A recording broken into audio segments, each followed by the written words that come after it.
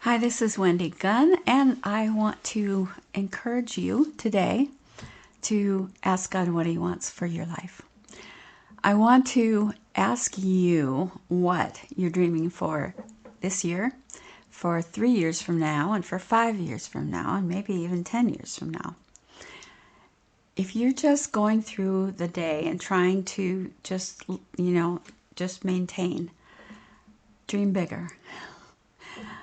You're not going to get this day back. And I understand if you're overwhelmed, but I'm going to share with you what I do when I'm overwhelmed, first of all, and that is to spend more time with the Lord. Stop. Slow down. God will slow you down if you aren't already slowed down. This week I had an accident, a freak accident, and God slowed me down. But it's a good thing. It's a really good thing. So slow down without God having to do it. And then pray and really cry out to God, out loud if possible. Go where you can do that. Maybe in the car, whatever. Cry out to God for Him to give you wisdom and direction and to tell you what to do exactly. And if you have a specific question, ask Him very specifically so you know He heard you when He gives the answer. Bring the small things, the big things, everything to God. And then I really recommend writing down.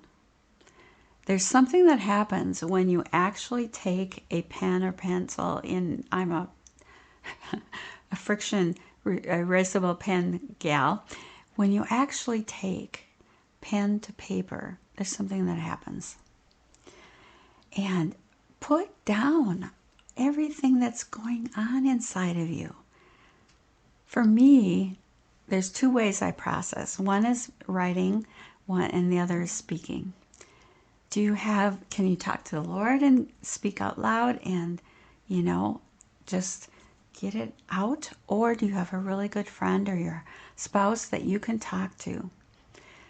It's so important. If you're overwhelmed, if you're just trying to process, talk to someone. It may become extremely clear that A, I'm doing too many things. I'm doing things I don't need to be doing. B, and C, what it is that I need to stop. Most of us are doing too many things. I encourage you to look at what's important that you're not doing because you're so busy doing trivial.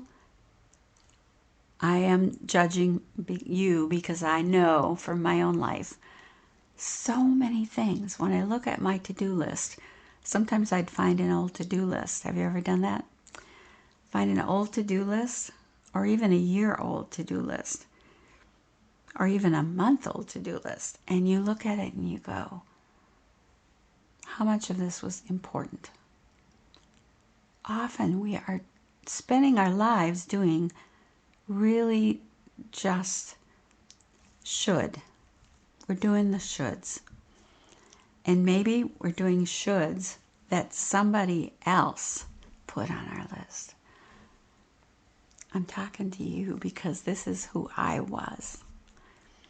I beat myself up with shoulds, and I compared myself to all these other friends. Their list became my list, and that was not God's will for me. And that might be what you're doing. Are you making yourself feel guilty because your day doesn't look like hers? Do you have a friend? I had a friend back in the day. I encourage you.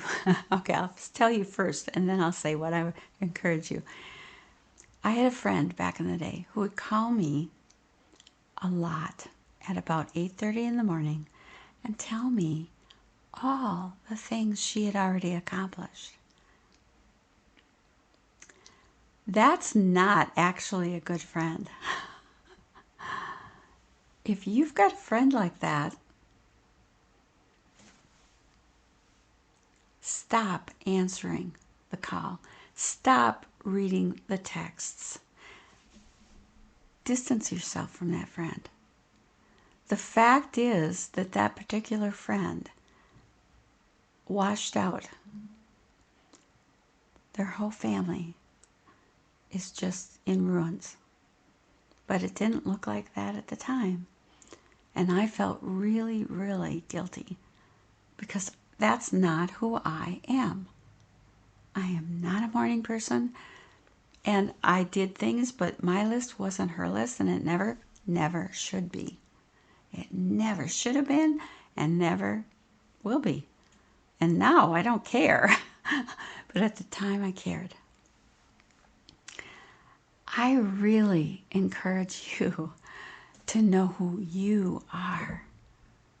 I encourage you to fulfill what God has for you and your family.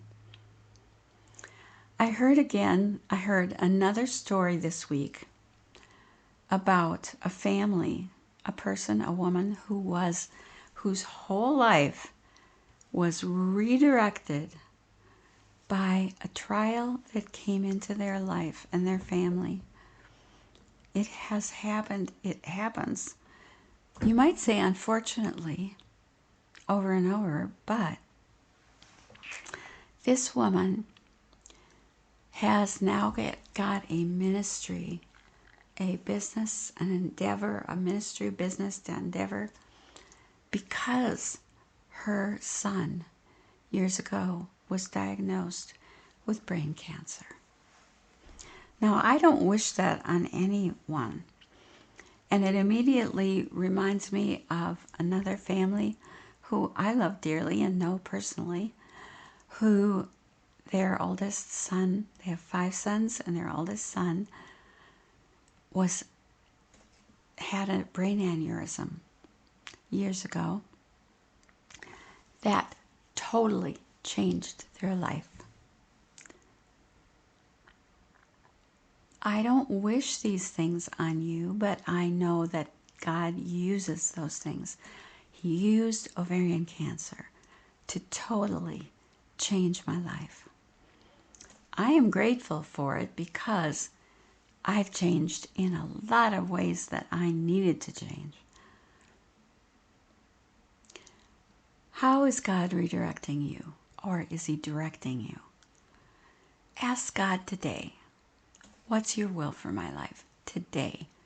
What is God's to-do list for you today?